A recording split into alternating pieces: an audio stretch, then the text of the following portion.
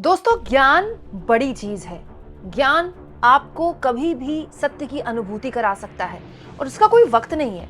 आपको सुबह तड़के किसी चीज को लेकर सत्य की अनुभूति हो सकती है, आपको ज्ञान हो सकता है, आपको किसी चीज का एहसास हो सकता है, या फिर दिन दोपहर हो सकता है, आधी रात भी हो सकता है। अमिताभ बच्चन के साथ यही हुआ। रात को 3 बजे अचानक अमिताभ बच्चन के अंदर का लगता है ज़मीर जाग गया और उनका ज़मीर ऐसा जागा कि इशारों इशारों में क्या अमिताभ बच्चन ने मोदी जी को आईना दिखा दिया। दोस्तों, ये सवाल नहीं उठा रही हूँ, आपके सामने अमिताभ बच्चन का एक पोस्ट रख रही हूँ। दोस्तों, वैसे तो अमिताभ बच्चन सदी के महानायक सोशल मीडिया में खूब एक्टिव रहते हैं। आप उनका फेसबुक में पोस्ट देख लीजिए, इंस्टाग्राम में देख लीजिए, इनफैक्ट वो ब्लॉग भी लिखते हैं और खूब लिखते हैं। और क्योंकि हो सकता है दिन में शूट में व्यस्त रहते हो, तो कई बार आधी रात को या देर रात को ब्लॉग लिखना या पोस्ट करना एक बहुत आम बात है। लेकिन लोगों को हैरानी तब हुई जब रात को 3 बजे, जी हाँ, रात को 3 बजे अमिताभ बच्चन ने एक ऐसा पोस्ट लिखा जिसका इंतजार तो लोगों को बहुत दिनों से था। लेकिन जिस तरह से अमिताभ बच्चन ये पोस्ट लिख रहे हैं, इससे कई सवाल खड़े हुए कि क्या अमिताभ बच्चन मोदी को आईना दिखा रहे हैं। दोस्तों, बहुत से लोगों ने इंक्लूडिंग मी लगातार ये सवाल पूछा। इनफैक्ट मुझे इस बात का गर्व है कि मैं सबसे पहली वो यूट्यूबर हूं जिसने ये सवाल उठाया कि अमिताभ बच्चन क्यों मौन है। अमिताभ बच्चन डॉक्टर मनमोहन सिंह के निधन पर एक श्रद्धांजलि संदेश नहीं लिख पाए, तब जब डॉक्टर मनमोहन सिंह के निधन की खबर आने से लेकर उनकी अंत्योष्टि तक लगातार वो फेसबुक पर कुछ इस तरह से एक्टिव थे। लेकिन वो मनमोहन सिंह के निधन पर एक शब्द नहीं लिख पाए। हालांकि इसको लेकर शाहरुख खान, सलमान खान, आमिर खान, सो कॉल्ड जो भी बॉलीवुड के बादशाह, किंग, टाइगर, जो भी आप बोलते हैं उन लोगों को, सबकी आलोचना हुई। लेकिन अमिताभ बच्चन की आलोचना इसीलिए हुई क्योंकि 2014 से पहले अमिताभ बच्चन देश की समस्याओं पर बोला करते थे, लेकिन अब नहीं बोले। और डॉक्टर मनमोहन सिंह को श्रद्धांजलि तो दुनिया भर के लोगों ने दी, लेकिन अमिताभ बच्चन ने नहीं दी। इतनी भी हिम्मत नहीं जुटा पाए क्या? दोस्तों, इस तरह के सवाल जब अमिताभ बच्चन पर खड़े हुए तो वो अब आखिरकार एक पोस्ट लेकर सामने आए हैं। और रात को 3 बजे अचानक से अमिताभ बच्चन ही ये पोस्ट शेयर करते हैं अपने इंस्टाग्राम में। दोस्तों, इस पोस्ट में जाकिर हुसैन, जो कि भारत का गौरव है और महान तबला वादक थे, उनकी तस्वीर है। रतन टाटा, इनको कोई इंट्रोडक्शन की ज़रूरत नहीं है। डॉक्टर मनमोहन सिंह और श्याम बेनेगल, बहुत फेमस और बहुत शानदार फिल्म मेकर्स में से एक। दोस्तों, 2024 भारत के लिए वाकई में एक बहुत बड़ा लॉस लेकर आया, क्योंकि हमारे ये 4 बेहद ही विश्वविख्यात लोग जो कि अपने अपने क्षेत्रों में बहुत नाम कमा चुके हैं, चाहे वो जाकिर हुसैन हो, चाहे रतन टाटा हो, चाहे डॉक्टर मनमोहन सिंह हो, चाहे श्याम बेनेगल हो, उनका निधन हो गया।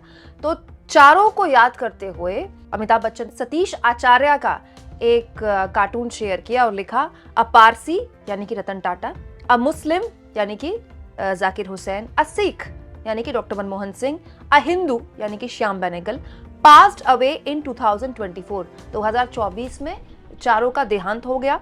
And the whole nation mourned and remembered them only as Indians। पूरे देश ने उनको केवल भारतीयों की तरह याद किया। तो पहली बात तो ये कहा जा सकता है कि डॉक्टर मनमोहन सिंह को श्रद्धांजलि देते हुए एक तरह से ये पहला पोस्ट लिखा है अमिताभ बच्चन ने। लेकिन ये लिखने के लिए अमिताभ बच्चन को इतना इंतजार क्यों करना पड़ा? दोस्तों, जिस वक्त मैं ये वीडियो रिकॉर्ड कर रही हूँ, इस पोस्ट को शेयर करते हुए अमिताभ बच्चन को केवल 6 घंटे हुए हैं और आज तारीख है 3 तारीख। यानी कि आप कह सकते हैं कि 3 तारीख की जब शुरुआत हो रही थी, जब आधी रात हो रही थी, हम सब सो रहे थे, तब अमिताभ बच्चन ने ये ट्वीट लिखा होगा। और डॉक्टर मनमोहन सिंह के देहांत को तो काफ़ी दिन हो गए, उनकी अंत्योष्टि भी हो चुकी, उनकी अस्थियों को विसर्जित भी कर दिया गया और नए साल की शुरुआत भी हो गई। और इतने दिनों में डॉक्टर मनमोहन सिंह को श्रद्धांजलि नहीं दी अमिताभ बच्चन ने। लेकिन एक पोस्ट शेयर करते हुए, दोस्तों वो पोस्ट भी जो दूसरे का है, सतीश आचार्य का, बहुत मशहूर कार्टूनिस्ट है, उनका पोस्ट शेयर करते हुए एक सामूहिक श्रद्धांजलि दे रहे हैं अमिताभ बच्चन। दोस्तों, इस तरह की चीज़ों को हमारे न्यूज़ की भाषा में कहते हैं ईयर एंडर। तो साल में जो भी बड़े घटनाक्रम होते हैं, हम साल के अंत में न्यूज़ चैनल्स में आपने देखा होगा, दिखाया जाता है कि इस साल ये हुआ, ये हुआ, ये हुआ। मैं जानना चाहती हूँ कि इस पोस्ट में स्पेसिफिक क्यों नहीं हो पाए अमिताभ बच्चन? मतलब अमिताभ बच्चन क्या डॉक्टर मनमोहन सिंह के लिए एक अलग से पोस्ट नहीं लिख पा रहे थे? मैं ये नहीं कह रही हूँ दोस्तों कि डॉक्टर मनमोहन सिंह ने जो देश को दिया, रतन टाटा ने कहीं से भी उसमें कम दिया, या जाकिर हुसैन ने कहीं से भी उसमें कम दिया, या श्याम बेनेगल ने कहीं से भी उसमें कम दिया। सबका अपना अपना योगदान है और सब अपने अपने क्षेत्र के विश्वविख्यात लोगों में से एक है और सबको देश एक आइकॉन की तरह याद करता है। But having said that, doctor Manmohan Singh was the prime minister of India for 10 years। I think it's a big deal, बहुत बड़ी बात है। डॉक्टर मनमोहन सिंह की श्रद्धांजलि दुनिया भर में जिस तरह से उनको याद किया गया, वो बहुत बड़ी बात है। हमारे देश के लिए गौरव की बात है कि एक ऐसा नेता था तो जब जीवित थे हमने उनकी कीमत नहीं समझी, हमें पता नहीं था कि उनका कद कितना बड़ा है, और जब उनका देहांत हुआ तो पता चला कि दुनिया भर में किस तरह से उनके लिए श्रद्धांजलि संदेश आए। तो क्या डॉक्टर मनमोहन सिंह एक अलग से पोस्ट डिजर्व नहीं करते थे? और वैसे भी दोस्तों, अमिताभ बच्चन तो स्पेसिफिक होने के लिए जाने जाते हैं।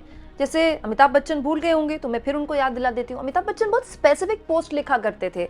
जैसे 2012 का ये पोस्ट देखिए, जब डॉक्टर मनमोहन सिंह की सरकार थी, अमिताभ बच्चन पेट्रोल के दामों के लिए परेशान थी, तो लिखते थे, रामचंद्र कह गए सिया से ऐसा कलयुग आएगा, गाड़ी खरीदोगे कैश पे और पेट्रोल लोन से आएगा। बड़ा स्पेसिफिक ट्वीट है कि नहीं? एग्जैक्टली महंगाई पर है, पेट्रोल डीजल के दाम पर है। उस वक्त पेट्रोल डीजल के दाम 62-63 थे, आज 100 के पार हैं, लेकिन एकदम स्पेसिफिक ट्वीट है कि नहीं है? बताइए, इसमें कोई गोलमोल आपको दिखाई दे रहा है कुछ भी? अब एक और ट्वीट मैं आपको दिखाती हूँ, ये भी साल 2012 का है, जब डॉक्टर मनमोहन सिंह की सरकार थी। पेट्रोल अब ₹7.5, पेट्रोल बढ़ गया है ₹7.05। पंप अटेंडेंट पूछ रहा है कितने का डालूं, तो मुंबई कर कह रहा है 2-4 रुपए का, कार के ऊपर स्प्रे कर दे, जलाना है। ये भी एकदम स्पेसिफिक है। बताइए, इसमें कहीं कुछ भी आपको घुमा हुआ या घुमा फिरा के लिख रहा है? एकदम एक स्पेसिफिक ट्वीट के लिए, स्पेसिफिक पोस्ट करने के लिए जाने जाते थे अमिताभ बच्चन। पता नहीं अब क्या हो गया है। श्रद्धांजलि भी दे रहे हैं तो सामूहिक श्रद्धांजलि दे रहे हैं। ये अपमान केवल डॉक्टर मनमोहन सिंह का नहीं है, ये जाकिर हुसैन, श्याम बेनेगल और रतन टाटा का भी है। खैर चलिए, हमारे जैसे लोग तो ऐसे सवाल पूछते रहेंगे, लेकिन मैं ये जानना चाहती हूँ दोस्तों कि अगर आप इस पोस्ट को गौर से देखें तो क्या हिंदुत्व की राजनीति करने वालों को एक आईना भी दिखा गए इशारों इशारों में अमिताभ बच्चन? अब जरा आप इस पोस्ट को गौर से देखिए दोस्तों, अमिताभ बच्चन क्या कह रहे हैं कि एक पारसी, एक मुस्लिम, एक सिख और एक हिंदू जब उनका देहांत हुआ, और तो लोगों ने उनको पारसी, सिख, हिंदू या फिर मुसलमान की तरह याद नहीं किया, उन्हें भारतीयों की तरह याद किया। तो ये तो हमारे देश में हमेशा से होता रहा है। हाँ, ये आइडेंटिटी पॉलिटिक्स प्रबल तौर पर बड़ी तब हुई जब केंद्र में मोदी जी आए, तो हर चुनाव में पाकिस्तान का जिक्र होने लगा।